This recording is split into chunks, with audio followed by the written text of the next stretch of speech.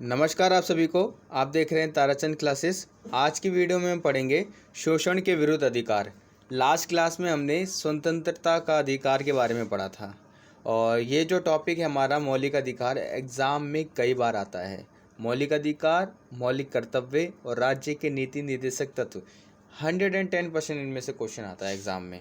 तो प्लीज़ इन सभी टॉपिक को अच्छे से कवर अप करना और ये बहुत ईजी हैं, एक दूसरे से अटैच भी हैं और 11th क्लास में आपने इसको अच्छे से डिटेल्स में पढ़ा भी होगा। और आज की वीडियो में मौलिक अधिकार ख़त्म हो जाएगा। चलिए, शोषण के विरुद्ध अधिकार। भारत के संविधान में अनुच्छेद 23 और 24 शोषण के विरुद्ध अधिकार से संबंधित है। अनुच्छेद 23 बाल शोषण, बेगार तथा बंधुआ मजदूरी यानी कि बाल मजदूरी, जो छोटे बच्चों से काम करवाया जाता है फैक्ट्री वगैरह में, रोक लगाता है। अनुच्छेद 24 के अनुसार 14 वर्ष से कम आयु के बच्चों को किसी भी फैक्ट्री, कारखाने या हानिकारक व्यवसाय में रोजगार नहीं दे सकते या उन्हें काम पर नहीं रख सकते। ठीक है, यानी जो बच्चे 14 साल से क्या हैं, कम है। वैसे जनरली अगर देखें तो कोई बच्चा 18 साल का नहीं होता जब तक उसे काम नहीं दिया जाता वैसे तो हमारे यहाँ पे कानून भी है कि 14 वर्ष से अगर कोई छोटा बच्चा है, अगर उनको फैक्ट्रियों में लिया जाएगा तो वो अपराध है। ठीक है, वैसे नॉर्मली 18 साल है वैसे इन दिनों तो वैसे। चलो, लेकिन कुछ कुछ जगह ऐसे भी होते हैं जहाँ पर छोटे छोटे बच्चों से काम करवाया जाता है, जो कि गलत बात है।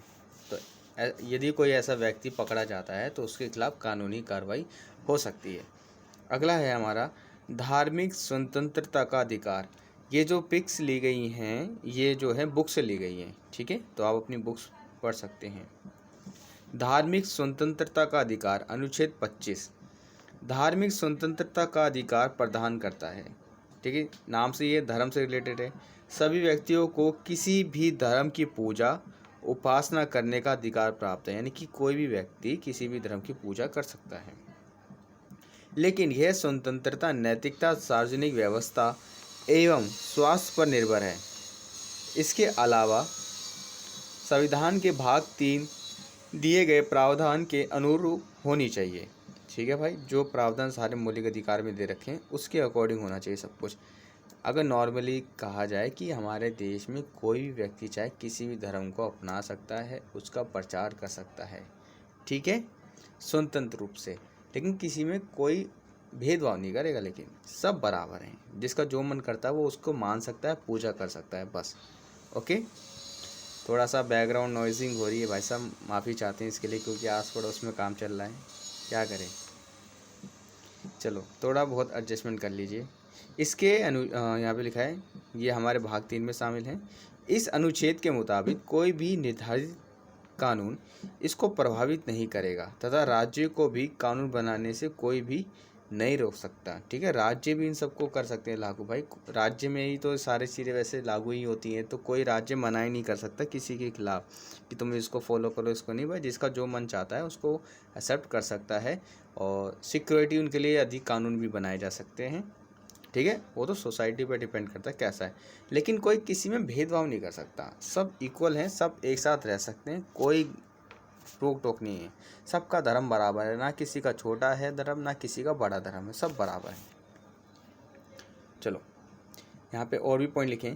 किसी भी आर्थिक, वित्तीय, राजनीति या अन्य धर्मनिरपेक्ष कार्य को नियमित करना जो कि धार्मिक कार्यों से संबंधित है। ठीक है, किसी भी आर्थिक, वित्तीय, राजनीतिक या अन्य धर्मनिरपेक्ष कार्य को नियमित करना यानी कि मैनेजमेंट करना जो कि धार्मिक कार्यों से क्या होता है, संबंधित होता है, इसकी स्वतंत्रता है। सामाजिक कल्याण और सुधार प्रदान करना या हिंदू धार्मिक संस्थाओं को सभी वर्गों के लिए खोलना है, चाहे तो कोई भी चीज़ हो, चाहे मंदिर, मस्जिद, जो भी, सबके लिए ओपन रहता है भाई साहब, सबके लिए। गुरुद्वारे जाओ, सब लंगर मिल के खाते हैं और अच्छी बात है, ये बहुत स्वादिष्ट होता है। थोड़ा सा बैकग्राउंड नॉइजिंग। चलो शुरू करते हैं। दिल्ली में हो तो अगर आप लोग गुरुद्वारे जाओगे तो आपको बहुत टेस्टी टेस्टी खाने मिलते हैं, मंदिरों में भी मिलते हैं, मस्जिद में भी मिलते हैं, हर जगह। विवेक की स्वतंत्रता को 2 अनुच्छेदों द्वारा मजबूत बनाया गया है। ये अनुच्छेद है 27 और 28। अनुच्छेद 27 में कहा गया है कि किसी भी व्यक्ति को किसी विशेष धर्म की अभिवृत्ति या रखरखाव में व्यय करने के लिए कोई कर अदा करने के लिए बाध्य नहीं किया जाएगा। जितने भी हमारे धार्मिक संस्थान हैं वहाँ वो किसी प्रकार का कोई टैक्स नहीं देते हैं गवर्नमेंट को, ठीक है, ओके, क्योंकि उनका जो उद्देश्य है वो धार्मिक व्यवस्थाओं से संबंधित है, ठीक है। यदि करों का इस्तेमाल सभी धर्मों की अभिवृद्धि के लिए किया जाता है तो कोई आपत्ति नहीं हो सकती, ठीक है, सभी के लिए यूज़ हो रहा है तो कोई आपत्ति नहीं है। अनुच्छेद 28 पूर्णतः यानी पूरी तरह राज्य निधि से संचालित शैक्षिक संस्थाओं में कोई धार्मिक शिक्षा देने का पूर्णतः प्रतिषेध करता है। यानी कि किसी भी राज्य में किसी भी शैक्षिक संस्थान में धर्म से रिलेटेड एजुकेशन नहीं दी जा सकती पर्टिकुलर, इसकी मनाही है पूरी तरीके से, ओके, क्योंकि अगर कोई धर्म से रिलेटेड एजुकेशन दे रहा है तो वो गलत है शैक्षिक संस्थाओं में, क्योंकि सभी को पढ़ाया जाता है, पढ़ाओ तो सबको, लेकिन मतलब शैक्षिक संस्थाओं में कोई धार्मिक शिक्षा देने का पूर्णतः नीति प्रतिषेध है। यानी कि शैक्षिक संस्थाओं में जो एजुकेशन डिपार्टमेंट्स हैं जैसे कोचिंग इंस्टीट्यूट्स हैं, स्कूल्स हैं, वहाँ पे धार्मिक शिक्षा देना मना है। बस राज्य से मान्यता तथा सहायता प्राप्त संस्थाओं के मामलों में प्रत्येक व्यक्ति को धार्मिक शिक्षा या उपासना में उपस्थित न होने की स्वतंत्रता होगी। ये व्यक्ति पे डिपेंड करता है, व्यक्ति पर्सन टू पर्सन डिपेंड करता है कि वो क्या चाहते हैं, उनको किसी धार्मिक संस्थाओं में शामिल होना है या नहीं होना, ये उनका निर्णय है, कोई इनको मजबूर नहीं कर सकता कि आप बैठो, आपको बैठना ही पड़ेगा, ऐसा कुछ नहीं। अब आता है हमारा सांस्कृतिक और शिक्षा का अधिकार। अनुच्छेद 29 और एवं 30 संस्कृति और शिक्षा के अधिकार से संबंधित है। अनुच्छेद 29 भारत में कहीं भी निवास करने वाले नागरिकों के प्रत्येक वर्ग को जिसकी अपनी विशेष भाषा, लिपि या संस्कृति है उसे बनाए रखने के अधिकार की गारंटी देता है। किसी भी नागरिक को राज्य द्वारा संचालित या उससे सहायता प्राप्त किसी भी शिक्षा संस्थाओं में केवल धर्म, मूल, वंश, जाति या भाषा के कारण प्रवेश देने से इनकार नहीं किया जा सकता, ठीक है भाई साहब। अनुच्छेद 30 के अनुसार धर्म या भाषा पर आधारित सभी अल्पसंख्यक वर्गों को अपनी रुचि की शिक्षा संस्थाओं की स्थापना और उनके प्रबंध का अधिकार होगा, ठीक है भाई। ये संस्कृति और शिक्षा से संबंधित राइट दे रखे हैं 29 और 30, जो कि सिंपल लैंग्वेज में आपको एक बार पढ़ के समझ आ गए होंगे। अब आता है संवैधानिक उपचार। अब है हमारा संवैधानिक उपचार, मोस्ट इम्पोर्टेंट है ये, ओके। ये हमें पावर देता है, अगर हमारे मौलिक अधिकारों का उल्लंघन होता है तो ये हमें शक्ति देता है कि हम हाई कोर्ट या सुप्रीम कोर्ट डायरेक्ट जा सकते हैं अपील के लिए। अनुच्छेद 32 के अनुसार भारतीय संविधान मौलिक अधिकार को लागू कराने के लिए समुचित कार्रवाई द्वारा देश के सर्वोच्च न्यायालय का द्वार खटखटाने का अधिकार की गारंटी देता है। उच्चतम न्यायालय जिन उपायों से मूल अधिकारों की रक्षा करता है उन्हें याचिका या न्यायिक प्रक्रिया कहा जाता है, ठीक है। ये रीट या न्यायिक प्रक्रिया इस प्रकार है। पहला है बंदी प्रत्याशीकरण, परमादेश, प्रतिषेध, अधिकार प्रश्न और उत्प्रेषण। सर्वोच्च न्यायालय मूल अधिकारों को लागू करने के लिए इन याचिकाओं का आदेश दे सकता है, ठीक है। और इनको जो है ना सर्वोच्च न्यायालय का क्षेत्र अधिकार भी बोला जाता है, ठीक है। चलिए इसको ज़रा शॉर्ट करके मैंने लिख दिया है, आप इसकी रीडिंग कर सकते हैं। संवैधानिक उपचार को डॉक्टर भीमराव अंबेडकर जी को की संविधान की आत्मा कहा जाता है, ठीक है, ओके। अनुच्छेद 32 इसके अंतर्गत मौलिक अधिकारों की प्रवृत्ति कराने के लिए समुचित कार्रवाई द्वारा उच्चतम न्यायालय में आवेदन करने का अधिकार प्रदान किया गया है, ठीक है। जो कि हमारे कितने 5 पॉइंट हैं, ये सारे पॉइंट्स हैं। चलिए शुरू करते हैं, पढ़ते हैं। पहला है बंदी प्रत्याशीकरण। यह उस व्यक्ति की प्रार्थना पर जारी किया जाता है जो ये समझता है कि उसे अवैध रूप से गिरफ्तार किया गया है, जिसके द्वारा न्यायालय बंदीकरण करने वाले अधिकारी को आदेश देता है कि वह बंदी बनाए गए व्यक्ति को निश्चित स्थान और निश्चित समय के अंदर 24 घंटे में उपस्थित करे यहाँ पे थोड़ा सा ब्लैंक खाली है, इसका यहाँ पे जो था मजिस्ट्रेट के सामने, ठीक है, जो जिला का मजिस्ट्रेट होता है उसके सामने 24 घंटे के अंदर प्रस्तुत करना पड़ता है, यानी कि कोर्ट में के सामने, मजिस्ट्रेट के सामने न्यायालय बंदी बनाए जाने के कारण पर विचार कर सकें। यदि जिस बंदे को पकड़ा गया है, अगर उसको पकड़ने का जो तरीका वह अवैध है यानी गैर कानूनी है, तो बंदी बनाए गए व्यक्ति को छोड़ दिया जाता है। और जिस अधिकारी ने उसको जेल में डाला था विदाउट एनी रीज़न, ठीक है, गैर कानूनी तरीके से, उसके खिलाफ कार्रवाई की जाती है फिर, ठीक है। पहला है, अब है परमादेश। परमादेश का लेख उस समय जारी किया जाता है जब कोई पदाधिकारी अपने सार्वजनिक कर्तव्य का निर्वाह नहीं करता है, यानी कि जब कोई व्यक्ति जो है ना अपना काम सही से नहीं करता, अपनी ड्यूटी सही से नहीं करता, इस प्रकार के आज्ञा पत्र के आधार पर पदाधिकारी को उसके कर्तव्य का पालन करने का आदेश जारी किया जाता है, ठीक है, कि वो अपनी जो है ना ड्यूटी पूरी करें, बस। अब आता है उत्प्रेक्षण। इसके द्वारा अधीनस्थ न्याय और जो सॉरी मैं बता दूँ, परमादेश का जो आदेश है ये ना कोई भी अधिकारी से लागू कर सकता है कि भाई साहब आप अपना जो है काम जो है ठीक से करो या अपनी ड्यूटी पूरी करो। ज़्यादातर जो लोग इसमें जो यूज़ होता है आरटीआई का यूज़ ज़्यादा होता है इसमें। चलो, उत्प्रेक्षण।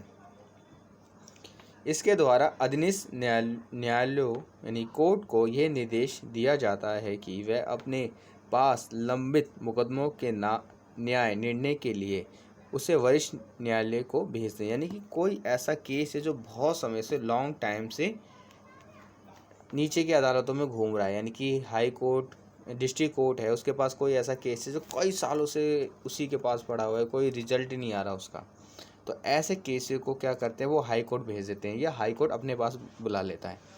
जब कोई निचली अदालत या सरकारी अधिकारी बिना अधिकार के कार्य करता है तो न्यायालय उसके समक्ष विचाराधीन मामलों को उससे लेकर उत्प्रेक्षण द्वारा ऊपर की अदालत या अधिकारियों को हस्तांतरित कर देता है, ठीक है।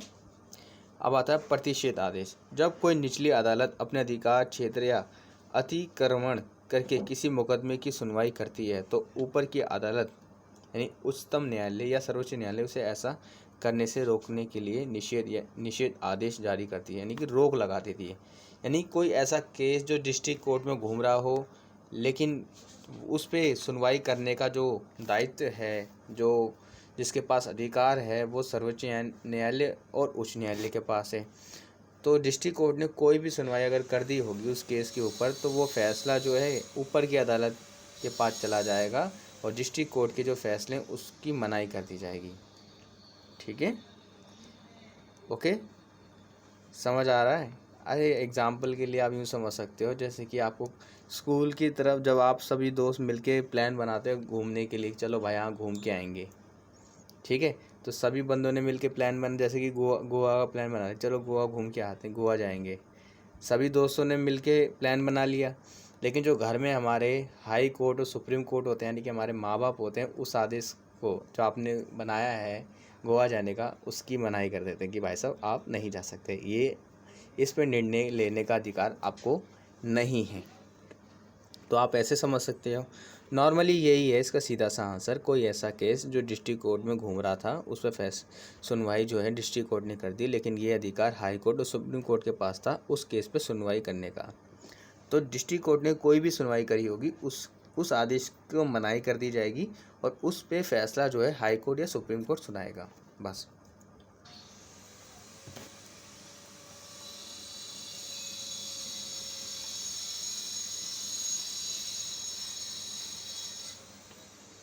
अब आता है अधिकार प्रश्न लेख, राइट टू क्वेश्चन होता है यहाँ पर, यानी पूछने का अधिकार।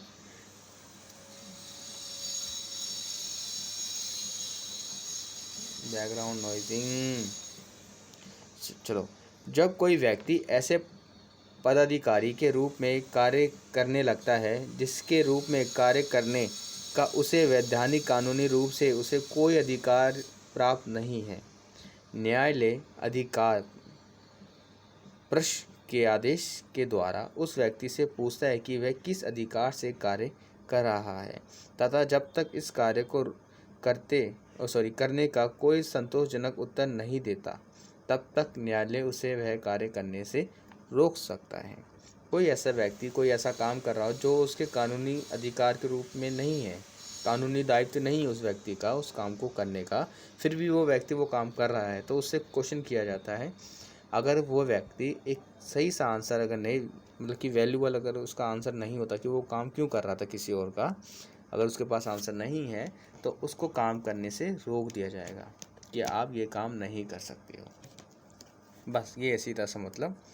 और आज हमारा मौलिक अधिकार ख़त्म होते हैं। आई होप आपको ये सारे अधिकार समझ आ गए होंगे। ये वो सिंपल सा ही है जो हमने 11वीं क्लास में पढ़े थे। ओके, और अगली क्लास में हम बाकी चीज़ें पढ़ेंगे जो हमारे हैंगे। आप प्लीज़ कुछ मत करें, आप सारे जितने भी हम वीडियोस अपलोड करें इनके शॉर्ट नोट्स बनाते रहें, ठीक है। जितना आपको लग सकता है कि ये मेन बातें उन सभी को नोट करें, वैसे सारी बात मेन ही है। उस चीज़ों को आप अपने अकॉर्डिंग और शॉर्ट नोट्स बनाएं, ठीक है। हैंड रिटेन नोट्स बनाएं जितना आप बना सकते हैं, ठीक है, ताकि आप जब रिवीजन करो तो अच्छे से आपको हो सके कम टाइम में। बहुत सारे जो बच्चे हैं गेट के बाहर ही पढ़ रहे होते हैं जब एग्ज़ाम देने जाते हैं एग्ज़ाम सेंटर, जो कि गलत है। अगर आपको अच्छे मार्क्स लाने हैं, देखो इग्नू की जो बुक्स हैं ना उसमें नॉलेज अच्छी है, तो आप बुक्स को ज़रूर पढ़ें बस। ओके, पास होना तो पास तो सभी हो जाएंगे। चलिए मिलेंगे आपसे नेक्स्ट वीडियो में। जब तक आप चैनल को सब्सक्राइब करें, नोट्स बनाएं, बस।